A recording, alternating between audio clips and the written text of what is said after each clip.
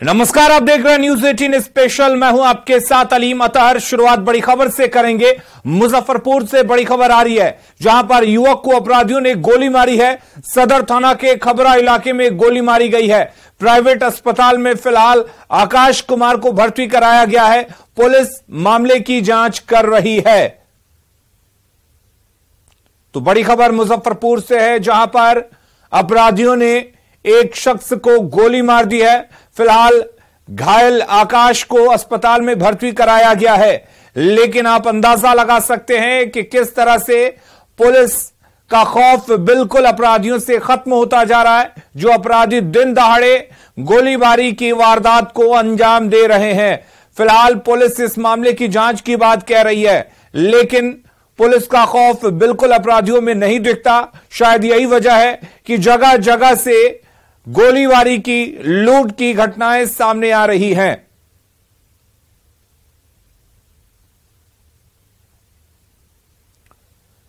तो ये खबर मुजफ्फरपुर से आपको बता दें, जहां पर दिन दहाड़े एक शख्स को अपराधियों ने गोली मार दी है। बेखौफ अपराधियों ने युवक को गोली मारकर घायल कर दिया है। फिलहाल घायल युवक का इलाज अस्पताल में चल रहा है। और इधर कटिहार फायरिंग मामले में बयान लगातार आ रहे हैं। पुलिस फायरिंग पर ऊर्जा मंत्री ने बयान दिया है। फायरिंग पर विजेंद्र यादव ने बड़ा बयान दिया है। पुलिस फायरिंग को सही बताया। बदमाशी करेंगे तो लाठीचार्ज होगा, बदमाशी करेंगे तो गोली चलती है। फायरिंग में पुलिस का कोई दोष नहीं है। मुआवजे के सवाल को भी ऊर्जा मंत्री ने टाल दिया है और मुआवजे पर कहा कि मुआवजे की बात को बाद में देखा जाएगा। तो पहले पुलिस फायरिंग करती है, फायरिंग में 2 लोगों की जान चली जाती है और अब सरकार के मंत्री इस फायरिंग को सही बता रहे हैं। विजेंद्र यादव ने बड़ा बयान दिया है और कहा है कि बदमाशी करोगे तो लाठी चलेगी, बदमाशी करोगे तो गोली चलेगी। यानी कि पुलिस के इस फायरिंग की कार्रवाई को ऊर्जा मंत्री ने सही फैसला बताया है। तो आपको बता दें कि कटिहार फायरिंग मामले पर बिहार के ऊर्जा मंत्री और जेडीयू के वरिष्ठ नेता कहे जाते हैं विजेंद्र यादव, उन्होंने यह बड़ा बयान दिया है और कहा है कि बदमाशी करोगे तो फायरिंग होगी, बदमाशी करेंगे तो गोली चलती है और गोली चली भी है। फायरिंग मामले पर ऊर्जा मंत्री ने बोला है, ये बातें कही है।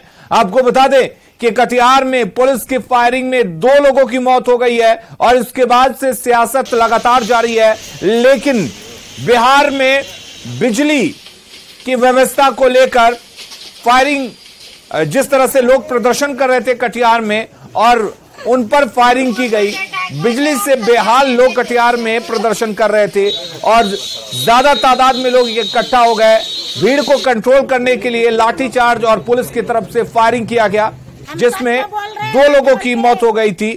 हमारे साथ रवि एस नारायण जुड़े हुए हैं। रवि, कटिहार में बिजली को ही लेकर लोग हंगामा कर रहे थे, लोगों में आक्रोश था और लोग सड़कों पर उतरे थे, जिसको नियंत्रित करने के लिए पुलिस ने लाठियां बांधी, गोलियां चलाई, जिसमें 2 लोगों की मौत हो गई। लेकिन अब बिहार के ऊर्जा मंत्री पुलिस के इस कार्रवाई को सही ठहरा रहे हैं। किस तरह से देखा जाए उनके बयान को? देखिए, जिस ढंग से कटिहार में जो उपद्रव हो रहा था, जो प्रदर्शन लोग कर रहे थे, उसके बाद गोली चलने पे 2 लोगों की जो मौत हुई है, उसमें जो ऊर्जा मंत्री विजेंद्र यादव ने बयान दिया वो बड़ा चौंकाने वाला है। क्योंकि जिस ढंग से गोली लगने से 2 लोगों की मौत हुई, उसे किसी भी ढंग से सही नहीं ठहराया जा सकता। और ऊर्जा मंत्री विजेंद्र यादव ने सीधे तौर पर कहा है कि बदमाशी अगर करेंगे तो लाठियां चलती हैं और गोली भी चलती है। तो एक ढंग से कहे तो इसे सही ठहराने की कोशिश है। भला किसी भी ढंग से कोई अपने मांगों को लेकर अगर प्रदर्शन करता है, हो सकता है कि रवि, आपके पास हम लौटेंगे और वाकई ये बड़ा चौंकाने वाला बयान है, लेकिन वो बयान क्या कुछ है पहले वो सुनवा देते हैं। अब बदमाशी जब करेगा कोई तो पुलिस क्या करेगी? लाठीचार्ज और गोली तो चलती है। तो मुआवजा भी क्या दिया जाएगा जिनकी मृत्यु हुई है सरकार? अब वो देखा जाएगा। ठीक, अब बदमाशी जब करेगा कोई तो पुलिस क्या करेगी? लाठीचार्ज और गोली तो चलती है। तो मुआवजा भी क्या दिया जाएगा जिनकी मृत्यु हुई है सरकार? अब वो देखा जाएगा। ठीक। रवि, सवाल यही है कि मंत्री जी अपने विभाग के बारे में बोल रहे हैं, मतलब उनका विभाग बिहार के लोगों को बिजली ना दे, बिहार के लोग बिजली से बेहाल रहे, और लोग जब उनके विभाग के, उनके डिपार्टमेंट के खिलाफ सड़कों पर उतरे तो गोली चलाई जाए, और ये सही है, यही कहना चाहते हैं मंत्री जी। और ये चौंकाने वाली बात है कि आखिर पुलिस के इस कार्रवाई को, जहां पे प्रदर्शन कर रहे लोगों पे गोलियां चलती हो, पुलिस के गोली से 2 लोगों की मौत होती हो, और इसे ठीक कैसे समझा जा सकता है। लगातार सवाल खड़े कर रहे हैं कि क्या अपने मांगों को लेकर के लोग जब प्रदर्शन करेंगे तो क्या गोलियां चलाई जाएंगी। सबसे बड़ा सवाल है कि वहां पे लाठीचार्ज, वाटर कैनन या फिर बल प्रयोग किया जा सकता था, उन्हें हवाई फायरिंग भी की जा सकती थी, लेकिन जिस ढंग से गोलियों से मौत हुई है उसे कतई ठीक नहीं कहा जा सकता। लेकिन ऊर्जा मंत्री का जो बयान है वो कहीं न कहीं सवालों के घेरे में है। वो सीधे तौर पे कह रहे हैं कि वहां पे जब बदमाशी करेंगे तो फिर गोलियां भी चलेंगी और लाठी भी चलेगी। तो ये एक सवाल जो है वो खड़ा हो गया है। मुआवजे की बात जब कही जाती है तो वो उनका साफ तौर पर कहना है कि मुआवजे को लेकर के बाद में देखा जाएगा। जी, लेकिन रवि, मंत्री जी ये कह रहे हैं कि बदमाशी करेंगे तो गोली चलेगी, लाठी चलेगी, लेकिन मंत्री जी क्या इस पर नहीं बोलेंगे कि आखिर ऐसी नौबत क्यों आई? क्योंकि अगर बिजली की समस्या को लेकर हजारों लोग सड़क पर उतरते हैं तो जाहिर सी बात है कि वाकई वहां पर लोग बिजली की समस्या से त्राहिमाम कर रहे होंगे। तो क्या मंत्री जी ये नहीं बोलेंगे कि आखिर क्यों लोग सड़कों पर उतरे, नौबत क्यों आई? जी बिल्कुल, निश्चित रूप से। देखिए, यहाँ पे कई समस्या है, कई जगहों पे जो है वो बिजली की समस्या जो है वो आती रही है, और खास करके अभी देखिए जिस ढंग से मानसून जो है वो बेहतर नहीं हुआ, उसे लेकर के किसानों के बीच भी नाराजगी है। वहाँ पे हालांकि सरकार ने 12 घंटे बिजली देने का दावा किया है, कई समस्याएं आती हैं, लेकिन सवाल है कि अगर समस्याएं आती हैं, लोग अपने मांगों को लेकर के अगर सड़कों पे उतरते हैं तो फिर उस पर गोली चलाई जाए, ये कहीं से ठीक नहीं है। और उसके बाद उसे जायज भी ठहराना, ये बिल्कुल समझ से परे है। और ये इस विभाग के मंत्री हैं, इनके ऊपर जिम्मेदारी है। और आखिर गोलियां किन परिस्थितियों में चली, आखिर जो लोग प्रदर्शन कर रहे थे उन्होंने क्या डर था, पुलिस को कितना नुकसान पहुंचाना चाहते थे, तो लोग थे, ये तो साफ है कि गांव ग्रामीण थे, वो अपनी मांगों को लेके ये समझा जा सकता है। रवि, बहुत बहुत शुक्रिया। तो मंत्री जी ये कहना चाहते हैं कि लोगों को बिजली नहीं मिलेगी, लोगों को उनकी जरूरी सुविधाएं नहीं मिलेंगी, और अगर आप सड़क पर उतरेंगे, प्रदर्शन करेंगे तो लाठियां भी चलेंगी, गोलियां भी चलेंगी, और उसके जिम्मेदार आप ही होंगे। बहुत शुक्रिया।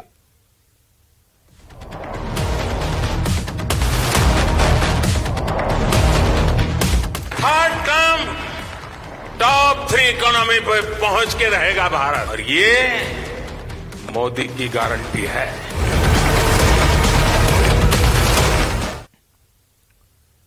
(2024) का चुनाव करीब है। एक तरफ एनडीए है, पीएम मोदी हैं, तो दूसरी तरफ आईएनडीआईए है, जिसका अब तक कोई चेहरा नहीं है। नेता बड़े बड़े वादे कर रहे हैं, बड़े दावे हो रहे हैं, लेकिन इन वादों और दावों से अलग पीएम मोदी ने देश की जनता को गारंटी दी है, दुनिया की सबसे बड़ी अर्थव्यवस्था की गारंटी।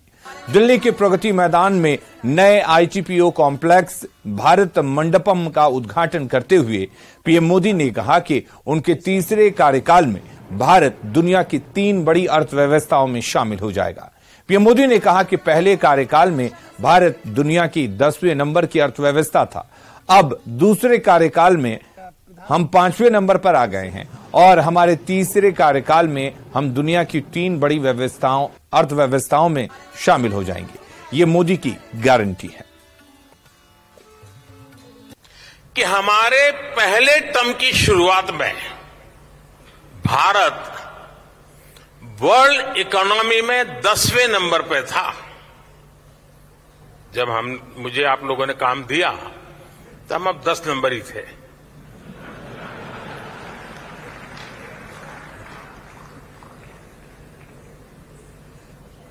दूसरे टर्म में आज भारत दुनिया की 5वीं सबसे बड़ी इकोनॉमी है।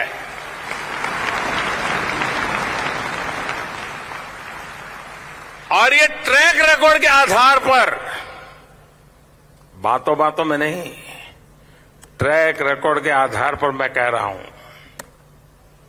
मैं देश को ये भी विश्वास दिलाऊंगा कि तीसरे टर्म में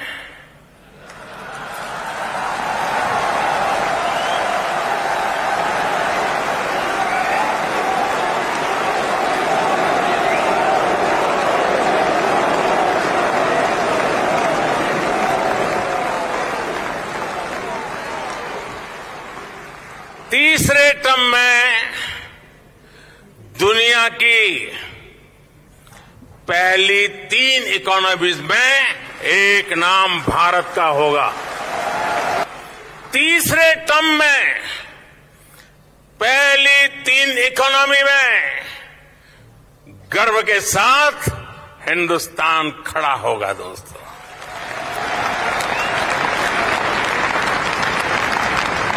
थर्ड टर्म टॉप 3 इकोनॉमी पर पहुंच के रहेगा भारत, और ये मोदी की गारंटी है। पीएम के बयान का बीजेपी ने समर्थन किया है तो विपक्ष ने निशाना साधा है। कहीं कहीं देश एक आत्मविश्वास से भरा हुआ है। आज भारत आत्मनिर्भर है, गरीबी धीरे धीरे घटी है, वैश्विक स्तर पर भी भारत एक सशक्त देश के रूप में आज देखा जाने लगा है। इसलिए श्री नरेंद्र मोदी जी ने आने वाले दिनों में जो विकसित भारत के चित्र को रेखांकित किया है। किसी भी मामले में विश्वास तभी होता है जब पुराने वादे वफा होते हैं और धरती पर वो चीजें नजर आती है। 18 करोड़ जॉब उनके वादे के मुताबिक, 15 लाख रुपया बैंक में उनके वादे के मुताबिक, किसानों की कीमतें दुगनी हो जाएगा उनके वादे के मुताबिक, और यहाँ स्किल इंडिया, स्टार्टअप इंडिया कौन कौन शुरू किए ये लोग। तो क्या हुआ? वोट मांगना पड़ रहा है कि हमको फिर एक बार बनाइए, फिर जुमलाबाजी शुरू कर दिया लोग। जिस तरह से जुमला 14 में किया था, 19 में किया था कि बेरोजगारों को हर साल 2 करोड़ देंगे, 9 साल से ज्यादा हो गया तो 18 करोड़ से ज्यादा बेरोजगारों को रोजगार मिलना चाहिए था। जो महंगाई था उसको एकदम कम करेंगे, महंगाई चरम सीमा पर है। चुड़िया से अब एक्स बन चुके ट्विटर पर एक तस्वीर खूब वायरल हो रही है। ये तस्वीर है आम आदमी पार्टी के सांसद राघव चड्ढा की, और इसे जारी किया गया है दिल्ली बीजेपी के ट्विटर हैंडल से, जिसके बाद इस तस्वीर पर लोग खूब कमेंट कर रहे हैं।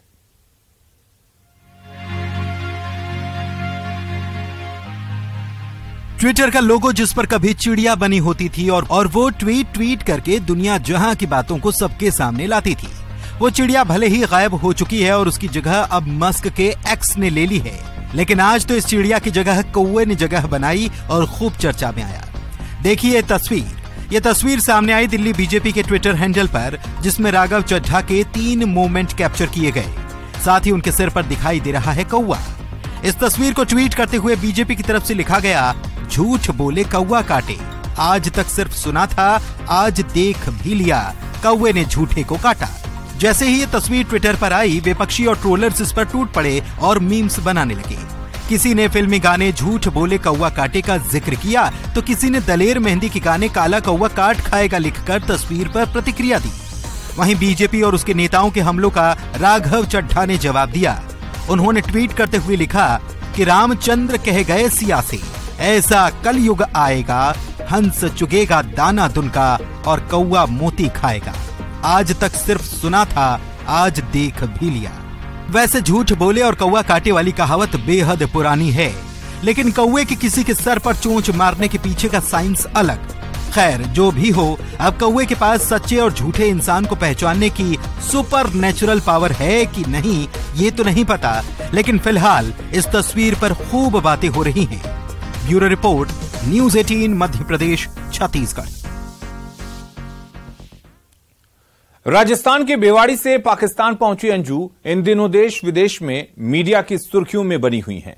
अंजू से फातिमा बनकर नसरुल्लाह से निकाह करने की खबरें पाकिस्तान से लगातार मिल रही हैं, लेकिन आज हम आपको बताने जा रहे हैं अंजू के एक के बाद एक झूठ बोलने की पूरी कहानी।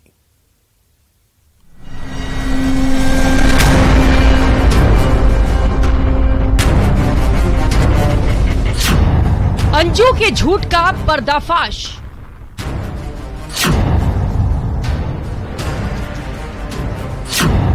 पति से किए झूठे वादे का खुलासा।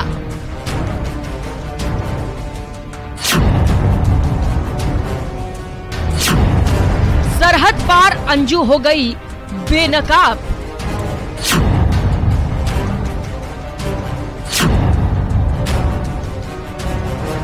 नकाब में अंजू, बेनकाब वादे।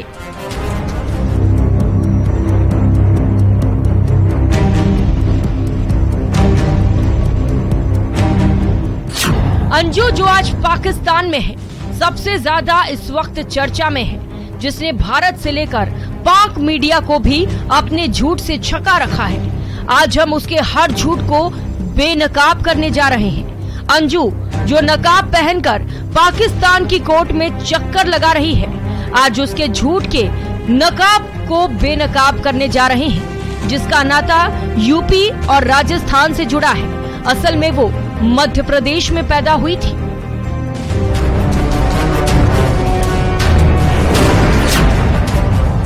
एमपी के ग्वालियर के टेकनपुर के पास पैदा हुई थी अंजू। गया प्रसाद थॉमस की बेटी अंजू का 1988 में हुआ था जन्म। 3 साल की उम्र में यूपी के जालौन में मामा के घर चली गई थी। पढ़ाई के बाद नौकरी की तलाश में राजस्थान के भिवाड़ी आई थी। 2007 में अरविंद से अंजू ने लव मैरिज की। भिवाड़ी के चर्च में धर्म परिवर्तन कर अंजू ने शादी की थी।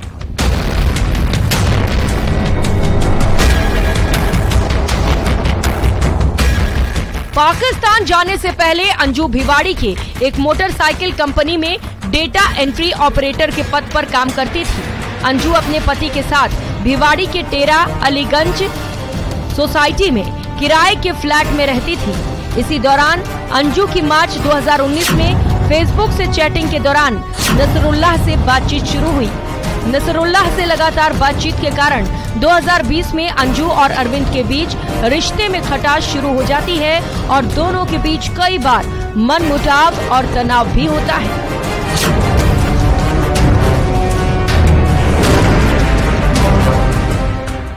अंजू धीरे धीरे नसरुल्लाह के प्यार में नए सपने संजोने लगी और सीमा पार पाकिस्तान के खैबर पख्तूनख्वा दीर जिले में रहने वाले नसरुल्लाह से मिलने की प्लानिंग शुरू की और फिर यहीं से अंजू के झूठ की कहानी की शुरुआत होती है।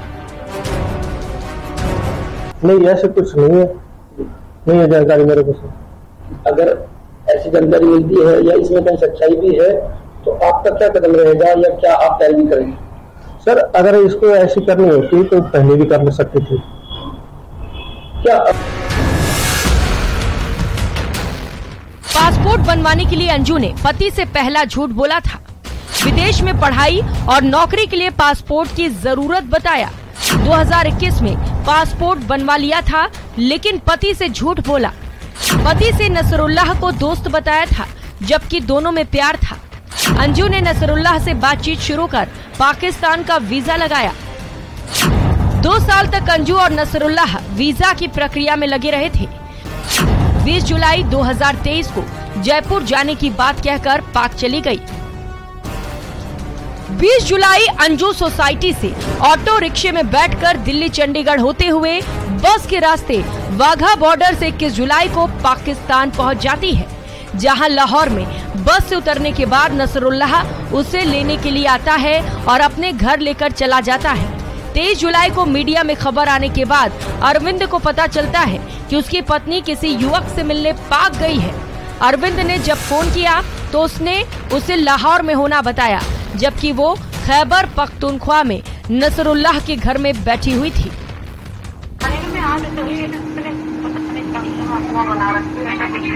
थोड़ी डिफरेंट जगह में आई हूँ ना, इसलिए लोग परेशान हो गए।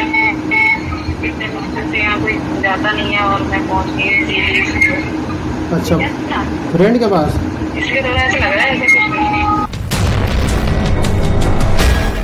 अब अंजू के निकाह करने और वेडिंग स्टाइल में वीडियो वायरल होने के बाद पाकिस्तानी मीडिया से खबर आई है कि अब वो धर्म परिवर्तन कर फातिमा बन गई है और नसरुल्लाह से विवाह कर लिया है।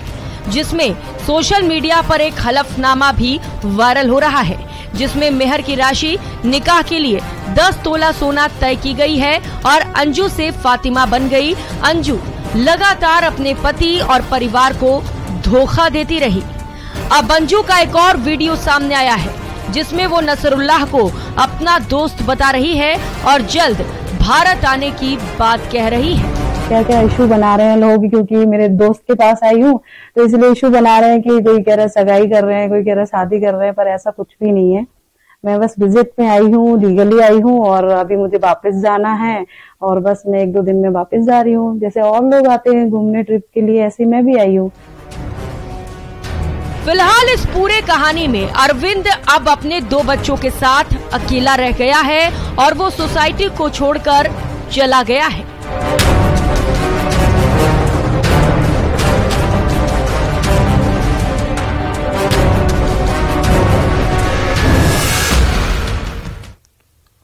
और इस बुलेटिन में